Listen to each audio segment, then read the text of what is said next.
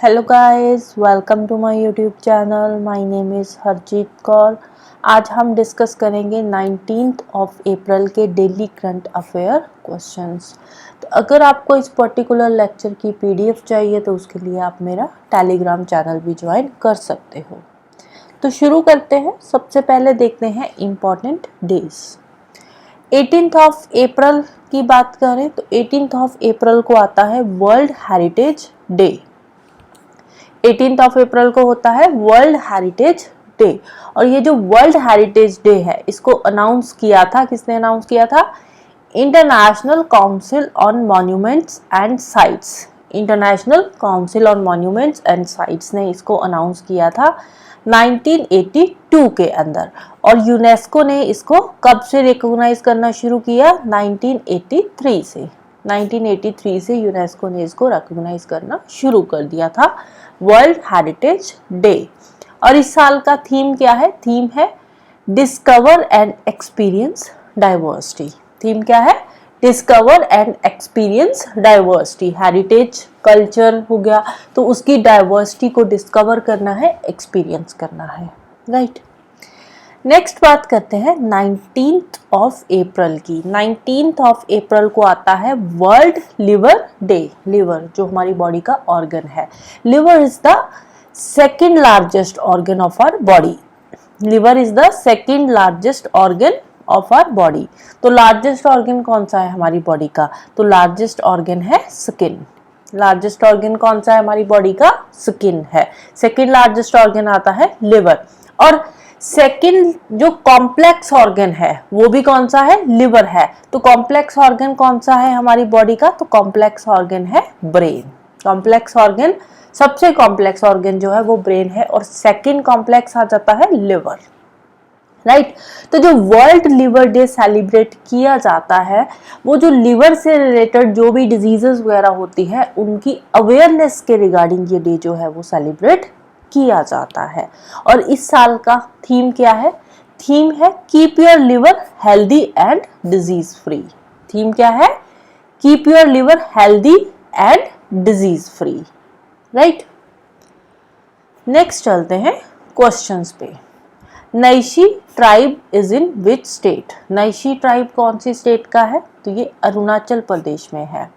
तो रिसेंटली ये जो नैशी ट्राइब है इन्होंने एक फेस्टिवल सेलिब्रेट किया है। फेस्टिवल का नाम क्या है?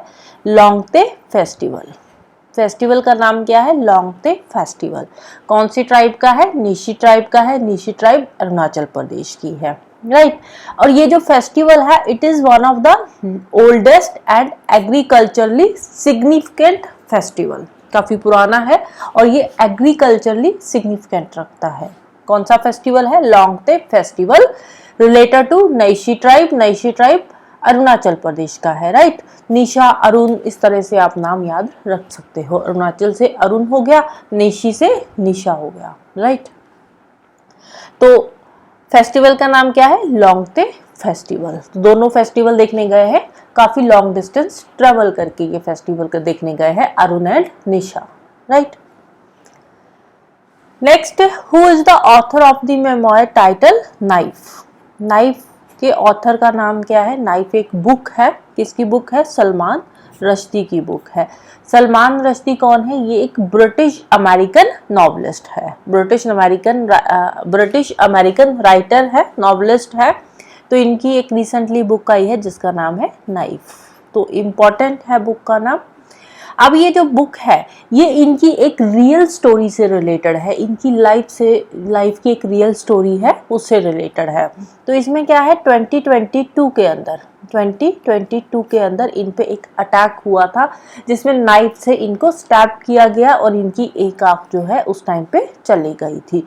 तो उसी की स्टोरी को इसमें इन्होंने दिखाया है, राइट। बुक का नाम है नाइफ, राइटर का नाम है Salman Rushdie, right. Next, who has been appointed as the Joint Directorate of CBI, Central Board of Investigation? CBI के नए जॉइंट डायरेक्टोरेट बने हैं। तो जॉइंट डायरेक्टोरेट का नाम क्या है? जॉइंट डायरेक्टोरेट का नाम है अनुराग कुमार। जॉइंट डायरेक्टोरेट जो नए अपॉइंट हुए हैं उनका नाम है अनुराग कुमार। और डायरेक्टर कौन है सीबीआई के? सीबीआई के डायरेक्टर है परवीन सूद। परवीन सूद है सीबीआई के डायरेक्टर, राइट। डायरेक्टर का नाम है परवीन सूद और ज्वाइंट डायरेक्टोरेट जो रिसेंटली अपॉइंट हुए हैं उनका नाम है Anurag Kumar.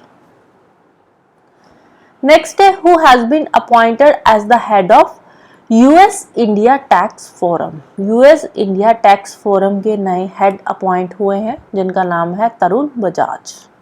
US India tax forum, US India के बीच में जो भी ट्रेड होता है उसमें जो टैक्स से रिलेटेड इश्यूज है उनको देखने का काम करेंगे। अब कौन? तरुण बजाज, राइट। तो उसके हेड बन गए हैं तरुण बजाज। अब ये जो तरुण बजाज हैं ये पहले रेवेन्यू सेक्रेटरी थे। तरुण बजाज पहले कौन थे? पहले ये रेवेन्यू सेक्रेटरी थे, अब ये बन गए हैं हेड। अब यूएस इंडिया फोरम जो टैक्स फोरम है तो इसकी अपॉइंटमेंट कौन करता है? इसके हेड की अपॉइंटमेंट कौन करता है? They are appointed by the US India strategic and partnership forum. किसने अपॉइंटमेंट करी है? US India strategic partnership forum. US India strategic partnership forum ने इसकी अपॉइंटमेंट करी है। और जो यूएस इंडिया टैक्स फोरम है ये कब लॉन्च हुआ था? यूएस इंडिया टैक्स फोरम ये ऑफिशियली लॉन्च हुआ था फरवरी 25, 2022 के अंदर ये लॉन्च हुआ था US India tax forum, right. Next है who has become first Indian to hit 500 in T20 sixes. T20 sixes के अंदर 500 रन्स बनाने वाले पहले इंडियन कौन बने हैं? तो वो है रोहित शर्मा, राइट। कौन है पहले इंडियन? रोहित शर्मा। T20 के अंदर 500 सिक्सेस इन्होंने बनाए हैं, राइट। T20 में कितने सिक्सेस लगाए हैं? 500 सिक्सेस T20 के अंदर। द नाम है रोहित शर्मा, राइट।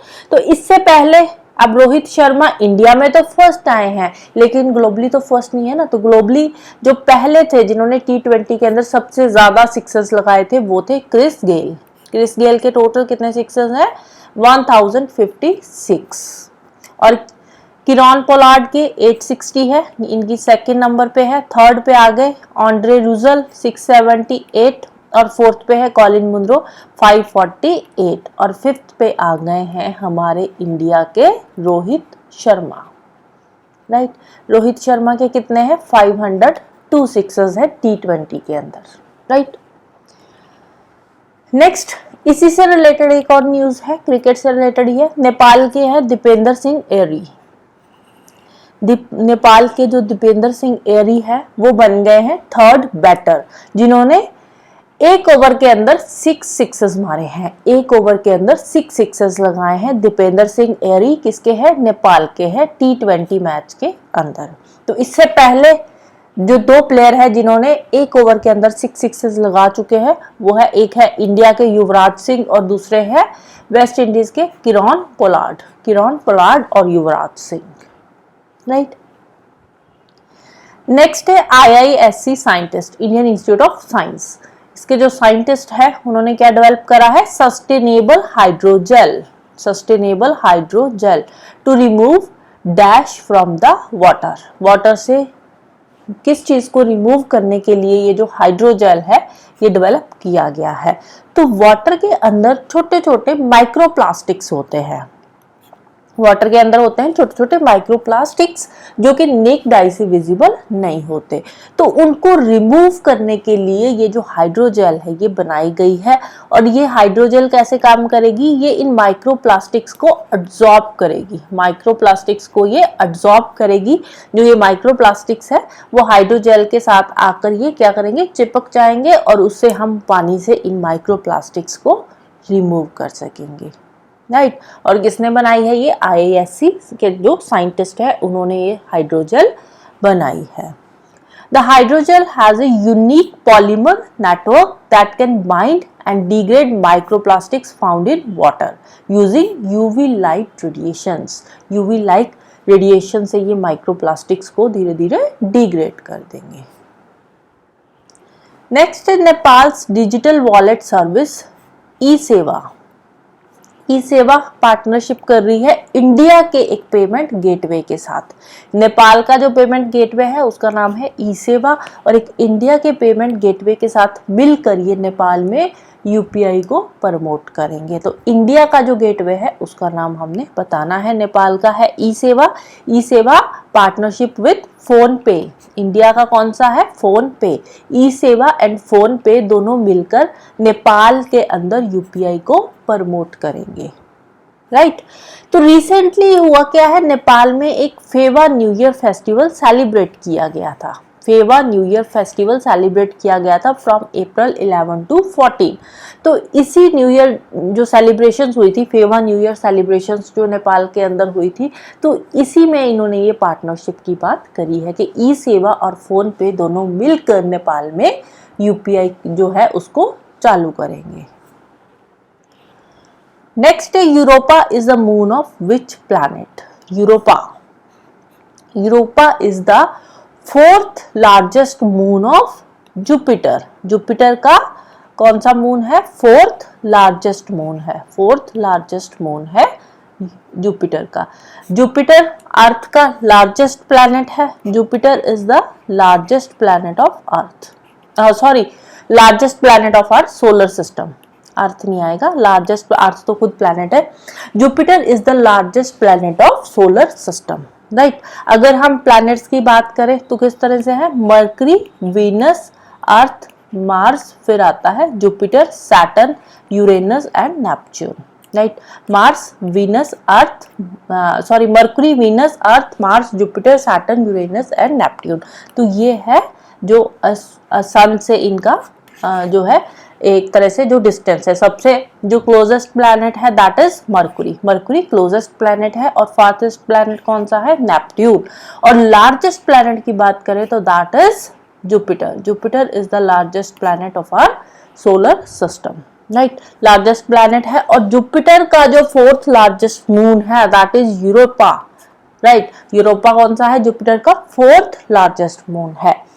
अब रिसेंटली क्या हुआ है, रिसेंटली जो नासा का एक स्पेस क्राफ्ट है जिसका नाम है क्लिपर, नासा का एक स्पेस क्राफ्ट है क्लिपर, जो कि जुपिटर का जो मून है यूरोपा उसको एक्सप्लोर करने के लिए भेज रहा है, राइट। ये जो स्पेस क्राफ्ट क्लिपर है ये नासा भेज रहा है यूरोपा पे, यूरोपा को एक्सप्लोर करने के लिए, राइट। रीजन भी कि ऐसा लगता है जो यूरोपा का साइज है वो अर्थ से 90% है, अर्थ का 90% साइज है, अप्रोक्सीमेटली अर्थ जैसा ही है जो यूरोपा है।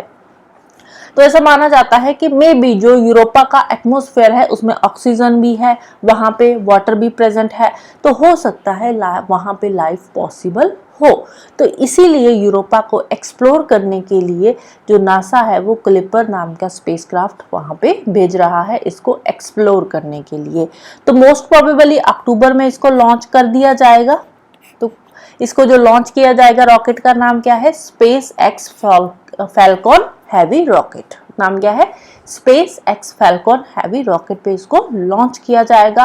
और इसको यूरोपा के ऑर्बिट में और जुपिटर के ऑर्बिट में पहुंचने के लिए कितना टाइम लगेगा, 5 साल का टाइम लगेगा। तो 2031 तक ये यूरोपा के ऑर्बिट में पहुंच जाएगा, राइट। तो उसके बाद फिर हम देखेंगे कि यूरोपा पे क्या मिलता है क्या नहीं मिल रहा। तो जुपिटर के लार्जेस्ट मून्स की बात करें तो लार्जेस्ट मून है गेनीमीडी, सेकंड पे आता है कैलिस्टो, थर्ड पे आयो एंड फोर्थ पे आ जाता है Europa. Europa is the fourth largest moon of Jupiter, right. Next है which country is astronaut to become the first non American to set foot on moon. तो कौन से कंट्री के एस्ट्रोनॉट है, जापानीज एस्ट्रोनॉट। 2 जापानीज एस्ट्रोनॉट है जो जा रहे हैं, जो नासा का अपकमिंग आर्टेमिस मिशन है, नासा का जो अपकमिंग आर्टेमिस मिशन है उसमें 2 जापानीज एस्ट्रोनॉट भी इनको ज्वाइन कर रहे हैं, राइट। और अब देखो ये मून मिशन है, लूनर मिशन है, तो यहाँ पे जो रोवर जा रहा है एक होता है लैंडर और एक होता है रोवर, एक होता है लैंडर और एक होता है रोवर, दोनों में डिफरेंस क्या है? लैंडर होता है जो वहां पे लैंड करता है, मून के सरफेस पे जाकर लैंड करेगा। रोवर का काम क्या है? रोवर वहां पे सरफेस पे मूव करेगा और सरफेस को एक्सप्लोर करने का काम करेगा, जो रोवर होता है। तो जो ये रोवर बनाने का काम है, इसको डिजाइन करना, इसको बनाना, ये सारा काम दिया गया है जापान की एडवांस स्पेस कॉर्पोरेशन को। जापान एडवांस स्पेस कॉर्पोरेशन को ये काम दिया गया है। नासा और जापान एडवांस स्पेस कॉर्पोरेशन दोनों ने मिलकर एक एग्रीमेंट साइन किया है लूनर रोवर के लिए। और ये रोवर को जो डिजाइन करने का काम है, इसको प्रॉपरली जो भी बनाने का काम है, वो दिया गया है जापान की जो स्पेस एजेंसी है उसको दिया गया है। तो इसीलिए अब जो जापान अगर उनके लिए रोवर तैयार कर रहा है तो जापान अपने भी एस्ट्रोनॉट्स वहां पे भेजेगा। तो इसीलिए 2 जापानीज एस्ट्रोनॉट भी अब जो लूनर मिशन है उस पे जाएंगे, राइट। नेक्स्ट है, what is India's rank according to Hurun unicorn index 2024। Hurun unicorn index 2024 आया है, जिसमें इंडिया का रैंक क्या है? इंडिया का रैंक है 3rd। इंडिया का कौन सा रैंक है? 3rd रैंक है। इंडिया में टोटल नंबर ऑफ यूनिकॉर्न्स कितने हैं? 67 यूनिकॉर्न्स है। यूनिकॉर्न्स क्या होते हैं? वो कंपनीज जिनका नेटवर्थ $1 बिलियन से ज्यादा है।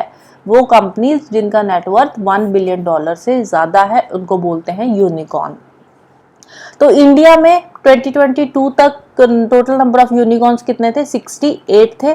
लेकिन रिसेंटली एक यूनिकॉर्न जो है वो हमारी लिस्ट से कम हो चुका है। तो अभी 2023 का डाटा इसमें आया है, तो 2023 में टोटल नंबर ऑफ यूनिकॉर्न है 67। तो कौन सी कंपनी है जिसको यूनिकॉर्न्स की लिस्ट से बाहर निकाला गया है? तो दैट इज बायजूस। बायजूस जो है ये यूनिकॉर्न की लिस्ट में अब नहीं है, राइट। तो फर्स्ट और सेकंड नंबर किसका है? फर्स्ट पे आता है यूएसए। यूएसए में टोटल नंबर ऑफ यूनिकॉर्न्स है 703। सेकंड पे आ जाता है चाइना। चाइना में टोटल नंबर ऑफ यूनिकॉर्न्स है 340 और इंडिया के है 67 यूनिकॉर्न्स। फिर फोर्थ आता है यूके का 53 है, जर्मनी में 38 यूनिकॉर्न्स है। और globally total number of unicorns कितने हैं अकॉर्डिंग टू ह्यूरन लिस्ट? तो टोटल नंबर ऑफ यूनिकॉर्न्स है 1453 यूनिकॉर्न्स है globally total number of unicorns जो है। तो अकॉर्डिंग टू ह्यूरन रिपोर्ट, जो ये रिपोर्ट आई है, इसके अकॉर्डिंग जो हमारी मोस्ट वैल्यूएबल जो यूनिकॉर्न है इंडिया का, दैट इज स्विगी है और दूसरा है dream 11। Swiggy and dream 11 most valuable unicorn है इंडिया के, जिनका नेटवर्थ है $8 बिलियन। नेटवर्थ इनका कितना है? $8 बिलियन का इनका नेटवर्थ है। और ऑल ओवर द वर्ल्ड इनकी रैंकिंग कौन सी है? 83rd रैंक है। ऑल ओवर द वर्ल्ड कितना रैंक है इनका? 83rd रैंक है। लेकिन इंडिया के अंदर जो नंबर ऑफ यूनिकॉर्न्स है दैट इज 67। लेकिन अगर हम ऑफशोर यूनिकॉर्न्स की बात करें, ऑफशोर यूनिकॉर्न्स कौन से होते हैं? इंडिया की कंपनीज जो दूसरी कंट्रीज में सेटल है और वो यूनिकॉर्न की लिस्ट में ऐड है, उनका नेटवर्थ $1 बिलियन से ज्यादा है, उसको बोलते हैं ऑफशोर यूनिकॉर्न्स। मतलब इंडिया की वो कंपनीज जो इंडिया में नहीं है, किसी दूसरी कंट्री में है और उनका नेटवर्थ $1 बिलियन से ज्यादा है, उसको बोलते हैं ऑफशोर यूनिकॉर्न्स। तो इंडिया के ऑफशोर यूनिकॉर्न्स कितने हैं? 109। ऑफशोर यूनिकॉर्न्स है 109 और इंडिया के अंदर यूनिकॉर्न्स है 67, right. So that's all for today. तो जाने से पहले वीडियो को लाइक कर देना, शेयर कर देना और चैनल को सब्सक्राइब कर लेना। Thank you, bye bye, have a nice day.